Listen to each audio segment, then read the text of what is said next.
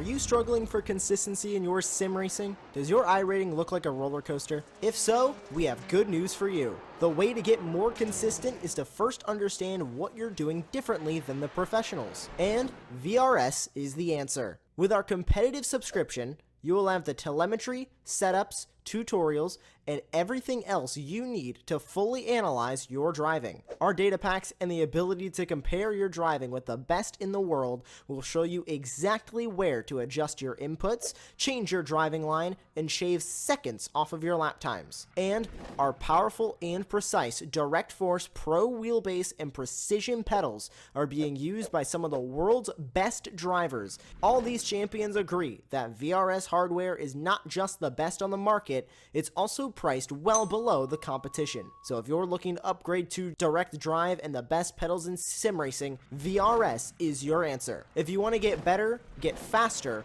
and make it happen sooner rather than later, you owe it to yourself to find out why so many people are switching to VRS. You'll be so glad that you did. Visit www.virtualracingschool.com and learn why the best use VRS.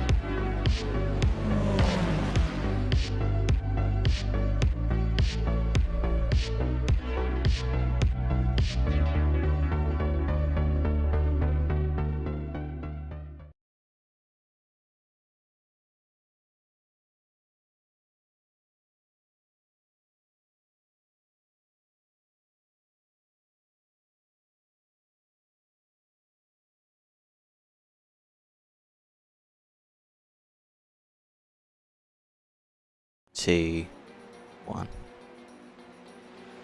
Good evening, ladies and gentlemen, and welcome to Apex Racing TV.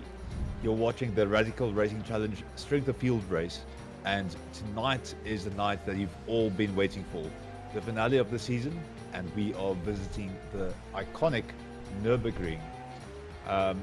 With me in the commentary booth and the broadcasting booth is Sam Fitzpatrick, so he's multitasking for us a bit tonight. And yeah, looking very good for an exciting race. We know that the predecessor for the SR10, the SR8, has a pretty good history when it comes to the Nürburgring, so it's going to be exciting to see how the drivers manage with these cars, with the SR10s tonight. Of course, a lot of opportunities around the track for overtakes, etc., but the main point in the track where overtaking is going to happen is that long straight that you can see on your screen. So it's going to be interesting to see where the drivers decide to kind of overtake, the strategies that they employ when just positioning themselves throughout the different laps that we've got tonight. Yeah, so the drivers are just getting a bit warmed up. Sam, anything that you're looking out to, and maybe some of the old specialized drivers that you are recognizing in the standings? Yeah, it will certainly be a good opportunity for some of those drivers who are particularly fond of this legendary circuit to have a good results this time out. So yeah, it will be fantastic to see them back out on circuit for this round of the championship, which of course is going to be one of the biggest challenges that we have for the entire season. We've visited some fairly tricky circuits. I think throughout Virginia stands out as one which was a particularly tricky circuit to the drivers to attempt so early on in the season. But this one is certainly one of the trickiest, but at least in this series, a circuit that I think these drivers know very well. Yeah, and it's for me, I think the interesting bit is always you get some of the drivers that try and stick with the entire season in terms of driving, and then with any season really that has the Nürburgring in it, you have some people that kind of just come back to it for either nostalgic reasons or just that they really enjoy racing the track. So it's always nice to see those drivers come into the series as well, just at the very tail end of it. Of course, it's a very beautiful track to watch the cars go around, and this time I know we had one race in a previous season where we were watching it in the night time. We saw some really good overtakes happen near the 6 kilometer mark. The name of that chicane is escaping me at the moment, but that is how large this track is at the moment. You don't count it in terms of corner numbers or names, you just count it in regards to the amount of kilometers that you've done. So the standings for tonight, we've got Philip Herc in first position, then Michael Bell in second. On the second row, we've got Marlon Duzek and John McHutchinson. Then Rafael Blanco in fifth. Nicholas Laplanche in sixth. Timilardri in seventh. Crab in eighth. And then Bondgräber in ninth. Peon in 10th, Illing 11th, Hellegerk in 12th. So your first 12 drivers on the grid. And then we've got Woodward in number 13. I know he's one of the drivers that have been driving the entire season. Herb as well in 14th. Casas Novas and Pla in 15th, 16th. Pudnix in 17th. Chernetko in 18th. Rodriguez 19th, Al-Amri 20th, Ortovs, Remy Portugal, and Munoz.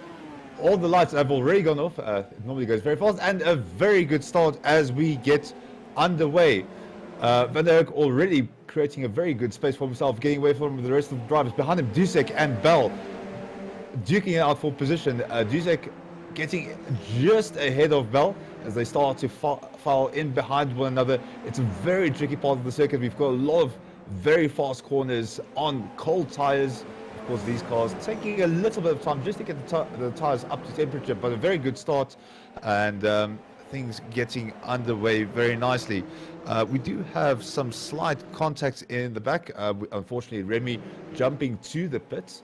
But the front runners looking very clean and fast as they come flying through the very, very narrow sides of the track. Very exhilarating as a driver, but yeah, looking good so far. Yeah, Sam, that was, anything you noticed? yeah, that was fairly clean. Yeah, I didn't notice too much, honestly, on my end going through that first few corners. So a few places came for Rodriguez and Al Amri.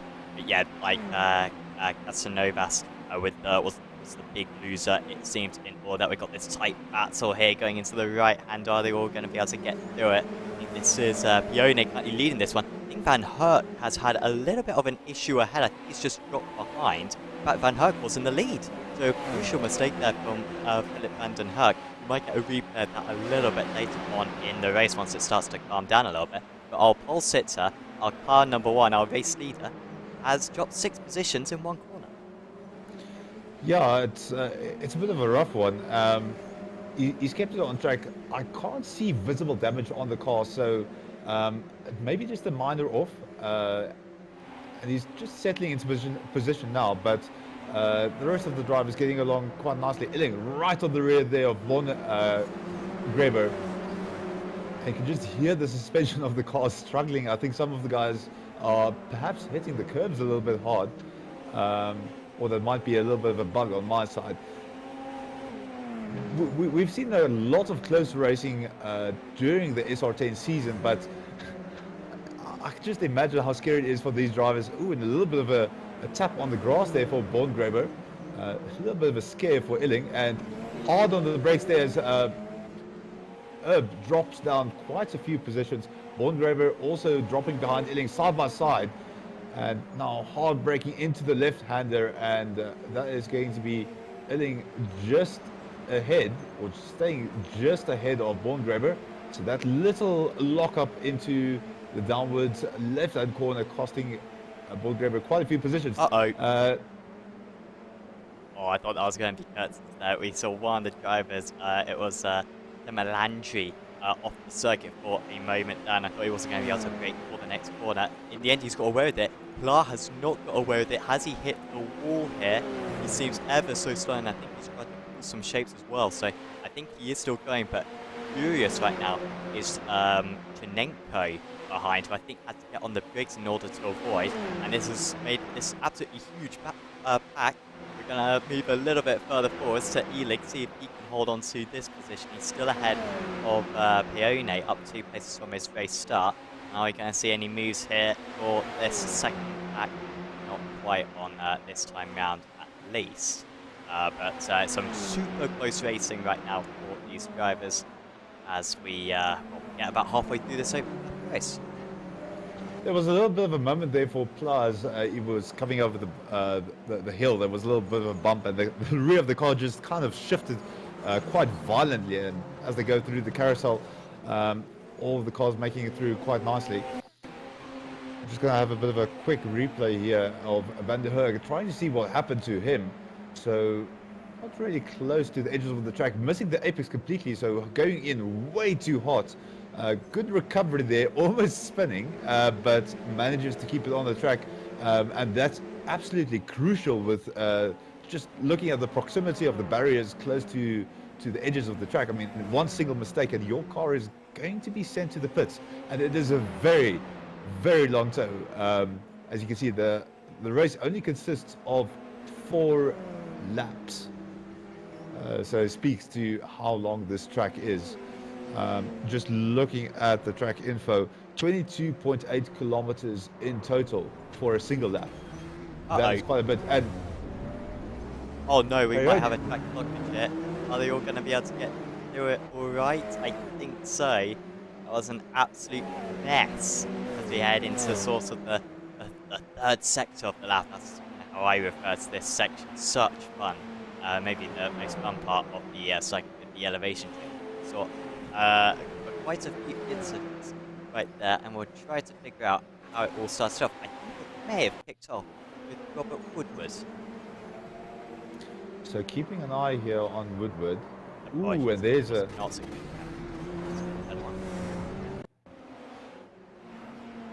So a little bit of a mistake. I'm not exactly sure. That looks like car number 13. And I think that was Chernenko with the spin and then kind of triggering everyone to pile into one another. So a bit of an unfortunate pile-up, but yeah, very easy to make a mistake on that part of the track. I know I struggled with it quite a bit when just learning the track. Now, down the straight we go, and this is where all the shenanigans are going to start. And that being said, one lap, ooh, and that is very close. So Crab just right on the rear of LaPlanche there. It almost looks like he's bump drafting. Although, let me just double check for you. So sorry, not a Crab, but Temalori right on the rear of Crab. Looked like they were bum drafting, and the cars just looked absolutely rapid through this final section of the track. I don't remember the SR10s looking as fast as this, Sam. Yeah, they look very much on edge, don't they? As we've got a wide card there, that is Stefan Erb, who's now down 4 places from his race start. Is that or has he got damage? Sorry, does Erb? No, I think he was just put offline maybe in those final couple of corners, and he has fallen down the order extremely quickly. Car number 8. So the 8th seed, the 8th highest rated driver, down into 8th position as it stands, and it's going to take a while to get back those few positions that he has just lost right there. But just a reminder of our race leader, Duzek, who was able to move past Van Herk, of course, when Van Herk made a mistake, and then also taking advantage of a couple of other mistakes from drivers. And so he is doing very well at the moment, and got a little bit of a gap ahead of Bell. McCutcheon in 3rd place. Van Herk was able to get past Banco at the carousel, or around the carousel on the previous lap. And he's going to try to get past McCutcheon as well. McCutcheon, very experienced driver. Great to see him back in this radical SR team. We have seen him once or twice already this season. They are alongside over the crest. And whilst Van den Herk has that car number 1, there's going to be no respect shown by McCutcheon. He keeps him behind and keeps that strong position all the time. Also, just have to quickly apologize. So the driver that kind of spun off the track, the car number 13, is actually Rafael Peon. Just a little bit of a mistake there on my side. But yeah, Van der Herk making his way through the ranks. So currently P4, definitely making up for that previous mistake. So only now 3 positions lost in the race. Clark kind of stuck here behind a few drivers, or kind of a string of cars. To be honest, and Portugal very alone at the moment. It can be a gift and a curse. He does have Erb and Putniks approaching him from behind, and in front of him Pla is looming in the distance. So it's going to, we'll see if he's able to close the gap to them. Currently Ortlov's in the pits and Remy out of the race as well. Bordengraber actually exiting the pits, and Casasnova's also starting a new lap, so recovering. Ooh, very, very wide line there for Portugal. That is going to put him under pressure from Erb behind him. Let's see if Erb is able to capitalize. It's a very tricky portion of the circuit. Not many braking zones that you can really utilize. And now up the hill they go. It's a good area for overtake if you can get a good exit out of the corner. Erb already closing down the gap. Unfortunately, not enough of an overspeed on Pla at the moment, but that is definitely going to pile on the pressure. You can see the brilliant view he's got there of Portugal. Erb's got of Portugal in front of him. Absolutely beautiful part of the track. And Timiladri is in trouble with Crab behind him, so Crab just chasing him down. I think he's just made that move, if I recall correctly. I think it was Timilandri who was behind previously, so he managed to get past on that very high speed part of the circuit. There's also action going on around here. Let's try to get an angle up I can see it with.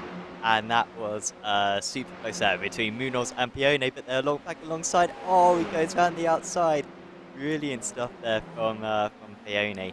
And he is ahead of Munoz, still also very close between the top sort of, or second down to 4th as well in all that. Really great to see the competitiveness in this field. Everyone's pretty much got someone to battle against. There's barely any dull moments out there. We'll get the gaps actually on the screen in just a second. But yeah, they're really close to one another as it stands.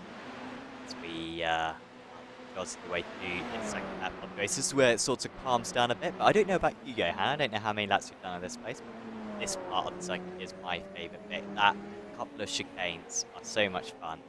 Yeah, just the S's section, this bit as well, the way you just throw the car in and hope for it to stick, just clip each curve. Oh, it's one of my favourite bits of track as well. It absolutely terrifies me, to be honest, just because I've been well acquainted with the barrier on the other side of that downhill chicane. Dusek out in front with 2 positions gained, so currently leading the race. He's got a 2-second gap between himself and Bell. It looks quite far with the speeds that they're doing on this track. I mean, so much of it is just spent flat on the throttle, and there you can see the iRatings, so the strength of the field at the moment. Dusek definitely punching above his weight with the 3.9k iRating. Bell behind him with a 4.3. On average, the strength of field totaling at a 3.3k, and good quality, a good caliber of drivers on the track tonight. So down the straight we go, and Van der Herk looking for an opportunity on McHutchinson. He is closing the gap, so he will be pulling alongside. There is an opportunity, lots of straight left. He might even be able to catch a draft from, I think that is Bell in front of him. And down the straight they go. So a bit of a... Oh, and McHutchinson with another draft, so getting another opportunity on Van Herk. Oh, and there is big contact. Crash. Big crash between the two of them. Sorry to interrupt. And Blanco got involved in that one as well, so that was 3rd, 4th and 5th, albeit did McHutchinson manage... No, McHutchinson lost his rear wing, so he might be able to continue. Even with the meatballs don't really work yet now, because obviously it's such a long lap. You get to say, oh, you get to score 5 in 3 laps. Well, you're not going to care because it's such a long lap around this place, the safety lap in the race. Van den Herk back to the pit lane. We will get a replay of what happened there. But that was probably dramatic and, well, maybe a bit unnecessary there. I mean, did McHutchinson need to fight that? Because, well, it seemed like it was just a matter of when not everything. He definitely kind of reinitiated the draft after he was passed, but I think there might have been a bit of netcode. We'll keep an eye on it as we watch replay. So McHutchinson on the left-hand side. Oh, and that is just unfortunate. So a bit of netcode, but also, yeah, just unfortunate. I can't remember exactly who the driver behind him was. Blanco. Blanco, there we go. Blanco's up on it. There you go. Oh, it's just so much smoke. Oh, he did the right thing there, Blanco. He was trying to slow down. Maybe he could have slowed down more, but it looked like for all the world like that right alley was open. That is so unfortunate, and of course Van den Herk also getting caught up in that situation. So that's kind of put an end to his race. McHutchinson currently in 4th place, driving the entirety of the Nürburgring with DRS enabled. So this is the Radical SR11, I would assume. not exactly sure whether that's what they had in mind, but he is pushing along. Yeah, I'm not sure what iRacing's management is like. Obviously, anyone who's driven the sim in the past knows that if you get damage, it tends to affect your straight line speed rather than your cornering speed. Now, obviously, as you say, DRS pretty much is permanently enabled now. He should have no grip through the corners, but be fairly quick down the straights. But I'm not sure if that's not iRacing. So yeah, we'll see on that one how that one plays out. But at the moment, he's sort of holding his own. He should certainly still get a top 10 out of this one.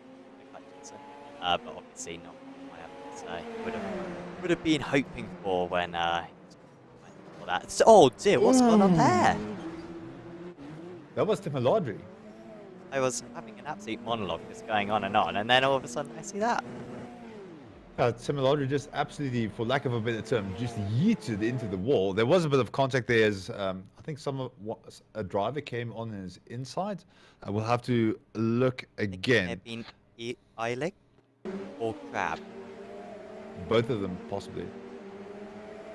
So it's actually Timilari It- initiating the move. Okay. Yeah, and then. Oh no! Yeah. Sorry, I thought. Yeah, you got contact. Oh, then you see the contact behind. I think that was Eilig who hit the wall. How is Eilig doing now? Did he get through that? It would seem that way, but so Timilari hitting the curb and just absolutely throwing the car into the corner. I think Illy might have had a bit of a Brian Pants moment here. Just looks at that car, just launched. So that's Crab in front of him, and minor damage, but I think he escaped pretty unscathed from that. Yeah, I mean, I saw that contact with the wall, and I've hit that wall a lot. It's probably one of my most common mistakes here at the Nordschleife. Well, that's curtains for him, but somehow that steering still seems to be looking straight. It'll kill him down the high, but wow, yeah, a lot better than what I thought it was going to be for him when I originally saw that instance. So continue on in this race. Has Bell made a mistake? Yes, from P2. Michael Bell just off the circuit for a moment there, and he's lost, I think, about 2 seconds. Now, we won't get a replay of it. I mean, I think everyone knows what's gone on there. He's just gone a bit wide. But that could be quite costly, and it really does allow Marlon Duzeker's home race to pull even further out in the lead. So yeah, that's definitely going to be good news for Duszek, but Le Plunge behind Bell at the moment. So 3.8 seconds behind. Possible opportunity because sorry, not 3.76, 6.1 seconds. So a pretty substantial gap.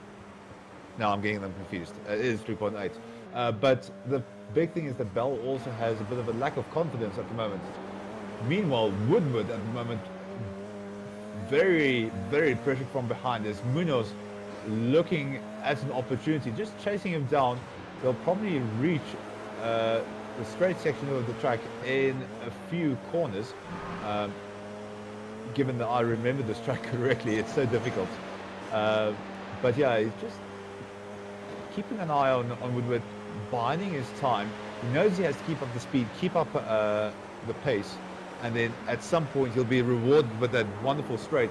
McHutchison falling behind Illig as well, so he's struggling to keep that DRS car going, that Radical SR11, but still staying in the top 10 as specified. We just have to look at the last lap that still has to happen. So Al Amri now closing down on McHutchison. And Sam, you spoke about the straight line speed. This is going to be where it comes into play. Yeah, so this is really in real life where he'd be gaining right now, McHutchinson, but he has no straight line speed. He's got absolutely nothing. I think he's got engine damage or something, but any physicists in the chats? No, that's realistic. Munoz versus Woodward. It's going to be ahead here. Munoz is ahead. He tries to close the line. He's done that. It's the Spaniard, or the Iberian apology, who is ahead. Car number 6. Munoz, the 24th seed, he's the lowest rated driver in this field. Gain a lot of iRacing from this line. In fact, that is something that we can show on the screen. And yeah, we're going 48 iRacing for the Duszek, who will against the most if the race ends like this. Always quite important for these drivers to increase their iRacing, get into the top splits of the races. Munoz ahead now and pulling away a bit from Woodward.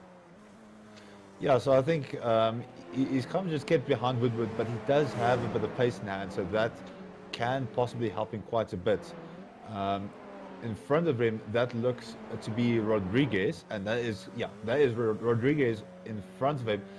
This first section of the track, very fast, and a possible overtaking opportunities if you are a little bit on the crazy side.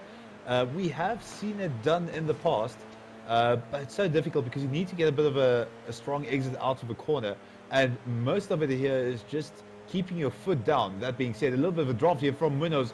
Is he going to go to the inside? Gets covered off, and Rodriguez keeping a hold of the position. Munoz slowing down to avoid contact, and that is going to deny him the opportunity to overtake. So, yeah, that's the case with this first sector of the track. You really need to be quite crazy to make, or quite drastic to make an overtake happen. So Rodriguez keeping his car as wide as possible in the narrow circuit of the Nürburgring. Herb now with a few cars behind him, so you can see Portugal and Pla in close pursuit, 0.8 and 0.7 seconds, and they are just absolutely racing through the forests. Oh, chasing down one another. issue for Chernenko right there, it seems. And Woodward has just got past him, along with Rodriguez and Munoz. And he's just had a spin or something, Chernenko right there. And that is why he has dropped down. Get a replay of that one. Quick shout out, of course, to SDK Gaming, the guys who make this broadcasting possible.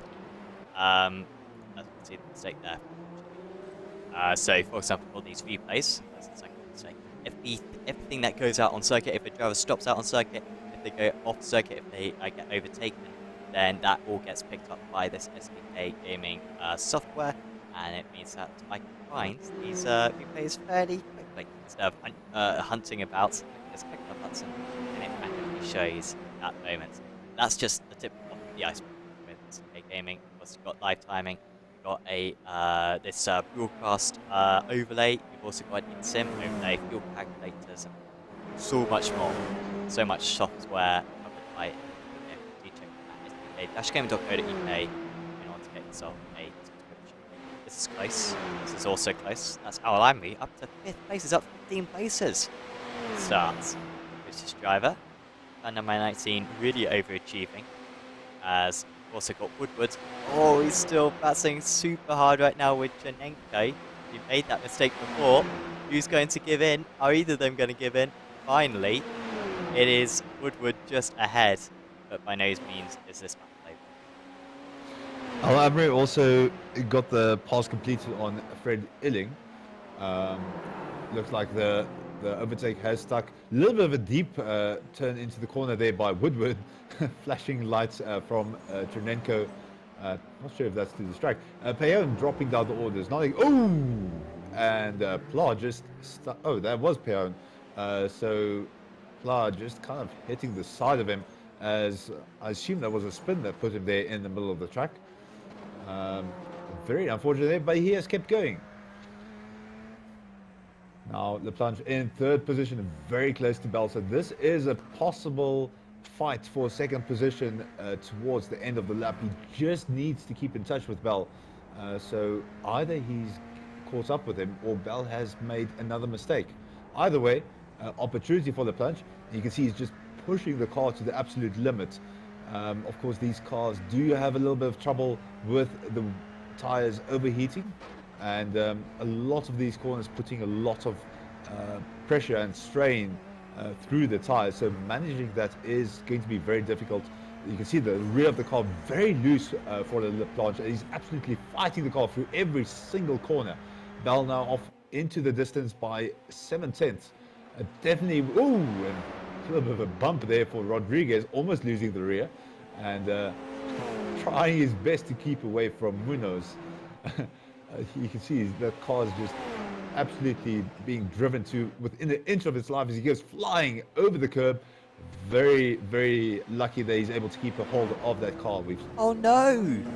Oh, Amri's absolutely messed it up right at the close. We're going to get a replay of this one before we get to the Dotsingerhøj battles, but Al Amri had driven so well throughout this race, and apologies, I've missed that one immediately. So, but there was the outcome of it at least. Yeah, we'll get a replay of that post-race. But Al Amri moving his way through, did all the hard work, but crucially a mistake right at the end, as we are going to see our race leader take the check flag. So Dusek, absolute solid race for him. So 2 positions gained, but just all the way to the end. And Chernenko looking for opportunity here on Woodward, and Munoz is battling it out with Rodriguez. So Munoz on the outside now, inside, behind Rodriguez. Rodriguez just trying to stay ahead, and it's going to come down to the last few corners. Munoz trying to get a bit of a wide. Oh, and someone's going off the back there. That was Chinenko. Very unfortunate for him. So LaPlanche finishing ahead of Bell, so getting ahead in that battle between the two of them. Then Crab behind Bell, Illig in 5th position, McHutchison in 6th, Rodriguez 7th, Munoz 8th, Woodward in 9th, Chernenko coming in 10th, and then Herb, Portugal, Pla, Peon, Halagoj, and Putniks are looking good for 16th position at the moment. And then Borngreb also making his way around. So I'm getting all the worst cameras right here. Here is what happens to Amri. Oh, I hate that. Or mini Crasol, apologies. And he lost it very early on there. And then he has absolutely no drive. Plays back to pits. Oh. You know, that's always unfortunate when you snap the drive shaft or snap an axle and the car just does not respond. I mean, your heart just absolutely sinks to your feet. A little bit of a moment there for Borngraber as the rear of the car just decides to do a little bit of a dance. Almost looked like we were going to get another episode of the Fast and the Furious Nürburgring Drift.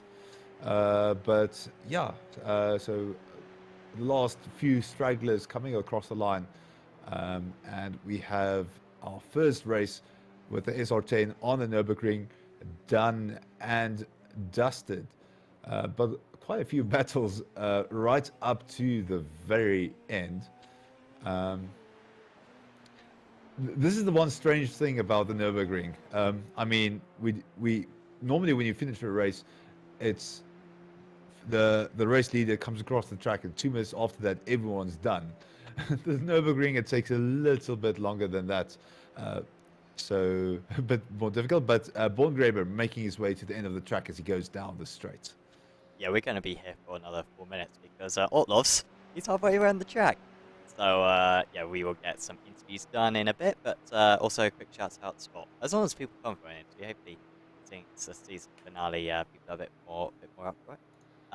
But yes, we another shout out to Apex Racing Academy, also sponsoring this this broadcast. Apex Racing Academy offering data packs for 29 different cars on iRacing, and of course those cars range from touring cars to GTs, prototypes, single seaters, and even rally cars as well. Check out their group coaching sessions, which are included in your subscription, and they will grant you access to pretty much teaching from some of the best guys in all of iRacing, Ellis and John Robertson and Clay, all giving you tips on how to get faster and faster. So do check out apexracingac.com in order to get yourself a Sam, I just want to double check. We have told everyone about VRS, or We have not told anyone about VRS. I'll give you that opportunity to tell them. so yeah. You've told us about Apex Racing Academy, but also very important, something that really dovetails with that is another one of our sponsors. So Virtual Racing School, you can also use them to improve your on-track performance with their 50+ data packs for road and oval racing. They've also got setups, track guides, and most importantly, their data analysis software, so you can compare your laps with that of either your teammates or other drivers that have done timed laps. And you can also get some one-on-one coaching if you so desire. And of course, that integrates with Apex Racing Academy as well. So a very, very useful tool for your progression as a sim racing driver.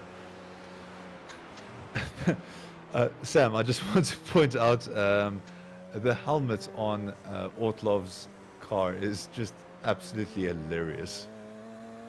I'm seeing a pink helmet. What helmet are you seeing? Okay, no, I apologize. I've got the wrong data on my side, but it is just one angry face with a very, very wide grin. Um, so of course his current setup a bit more broadcasting appropriate, but looking very good on the track there. Yeah, I mean, I'm a big fan of it's not really a pink, it's more of a purple, depending on what shade he's in. But I do like that race suits and armor. It's quite nice. Out on circuit, as we see him just complete final few corners of this track, as has been the case for the whole season. No one wants to have a chat with us. Yeah. We do take it personally every single week. But not that mean. So next season, guys, I know we said it every round. Come have a chat with us, even if you finish last. As long as you're in top spot, we will have a chat with you guys.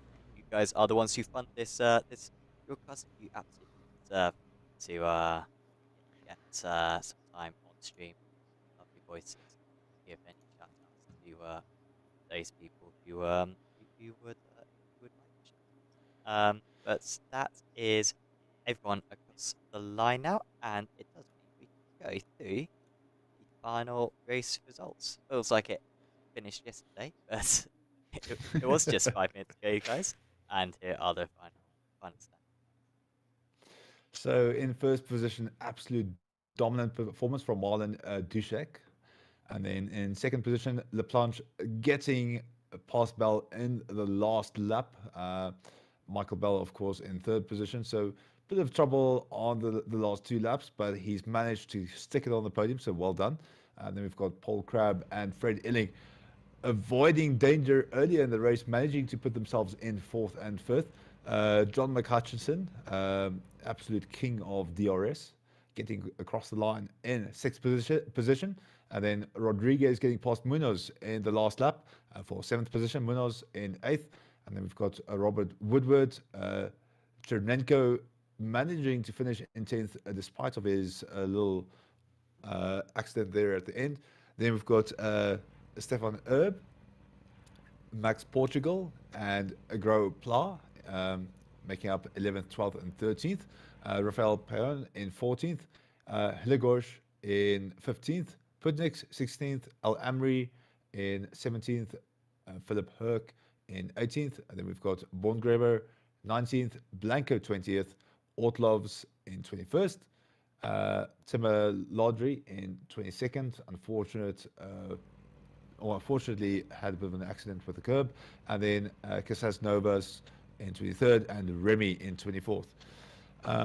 Sam, we know that the drivers are pretty shy when it comes to talking with us, but I know we have some wonderful viewers keeping an eye on us. So I actually want to look back on this on the season a little bit as we are bringing it to a close. So if you are in the chat, do feel free to send a little bit of a message about the question that I'm going to ask now.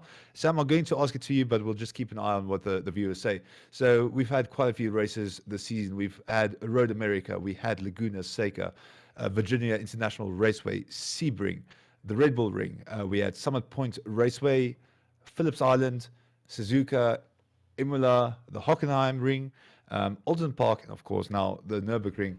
Sam, any race that stood out to you, and then of course if you're in the audience, anything that you remember quite fondly? Well, yeah, I just loaded up the schedule myself as well to jog my memory. I think Imola was really good. That was the race where we had Halliburton pull off the overtake on the last lap. Or maybe it was the penultimate lap, but had a few failed attempts and finally managed to get it done. You guys had the close because I wasn't here at Alton Park, unfortunately. Hockenheim as well. It was a chaotic broadcast on our end because we didn't have any over there, and I don't think we quite did it justice, unfortunately. But it was really entertaining, really competitive. We had that late race drama when we had one of the drivers, I think the race leader, spin out and take out the second position driver accidentally. So I think, yeah, probably Imola or Hockenheim, I think, were the two strongest rounds for me. Yeah, and I think that kind of just demonstrates how everyone's got the hang of this car now, and I'm pleased by how many people were involved as the season went on. We didn't have a big drop off. I was a bit fearful of that, but I think there are a fair few people who are growing to this new SR Championship. Yeah, it's always exciting to see a new car on the service and kind of seeing a new challenge being thrown to the drivers. I mean, the status quo, of course, being the SR8 for the previous seasons.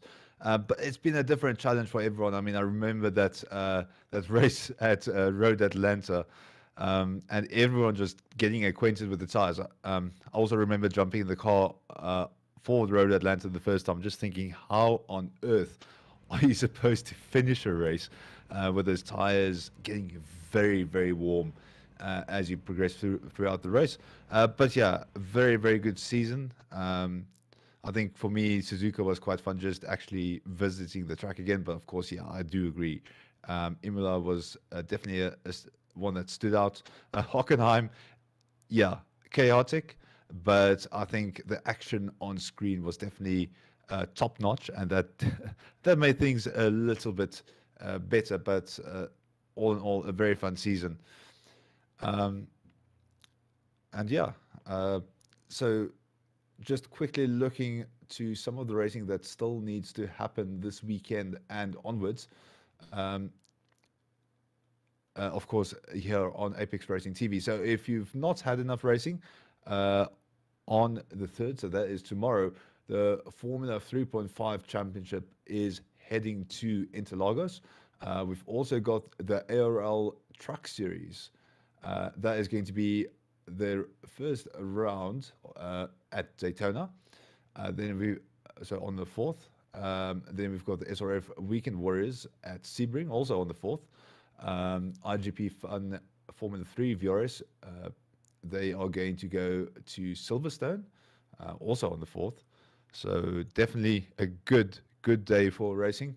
You've got the Formula One as well, so you're going to have your hands absolutely full. And then there's the iRacing Israel League, and that will be happening on the 5th. So still lots of racing coming up. Also, if you want to keep an eye out on what Apex Racing TV does in the future, you are welcome to follow us on the different forms of social media. So that will be Instagram, Twitter, Facebook as well, I think, and of course here on YouTube. So definitely do check us out. You can see the links in the chat if you want to keep a tab on everything. Sam, from your side, anything that you want to say before we sign off the broadcast? Yeah, firstly, if anyone is watching and wants to take part in the Apex Truck Series, now it's an opportunity to plug it. Still sign up. 25 drivers so far signed up. It'll be a very fun season to play out and all that. Check out apexracingleague.com for more details.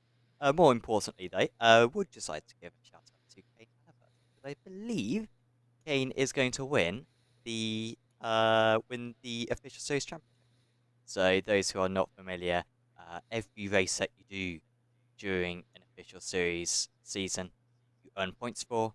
You have your best points finish from each week. Counts scores, it gets a little bit complex if you do loads of races, but that's pretty much the rule. And Kane is going to win the championship, it seems. He's on 1,629 points. And then second place is Florian von Minchwitz on 1,475. I did not read that very well. I should have gone it the same way. Basically, 150 points between them. They've both got 8 weeks counted. I believe that is a done deal then. So congratulations to Kane, who I'm sure you'll agree has been dominant this season. And yeah, well done to all the division winners from this season of the Radical.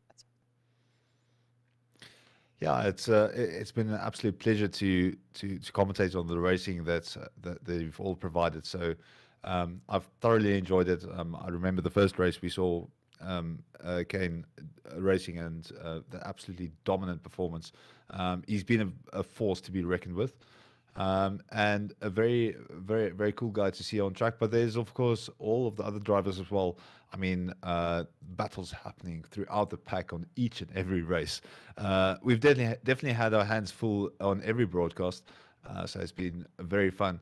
But from myself and Sam here at Apex Racing TV, thank you so much for tuning in tonight and watching the Nürburgring race with us.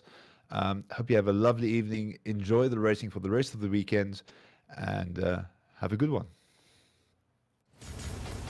Are you struggling for consistency in your sim racing? Does your iRating look like a roller coaster? If so, we have good news for you. The way to get more consistent is to first understand what you're doing differently than the professionals. And VRS is the answer. With our competitive subscription, you will have the telemetry, setups, tutorials, and everything else you need to fully analyze your driving. Our data packs and the ability to compare your driving with the best in the world will show you exactly where to adjust your inputs, change your driving line, and shave seconds off of your lap times. And our powerful and precise Direct Force Pro wheelbase and precision pedals are being used by some of the world's best drivers. All these champions agree that VRS hardware is not just the best on the market, it's also priced well below the competition. So if you're looking to upgrade to direct drive and the best pedals in sim racing, VRS is your answer. If you want to get better, get faster, and make it happen sooner rather than later, you owe it to yourself to find out why so many people are switching to VRS. You'll be so glad that you did. Visit www.virtualracingschool.com and learn why the best use VRS.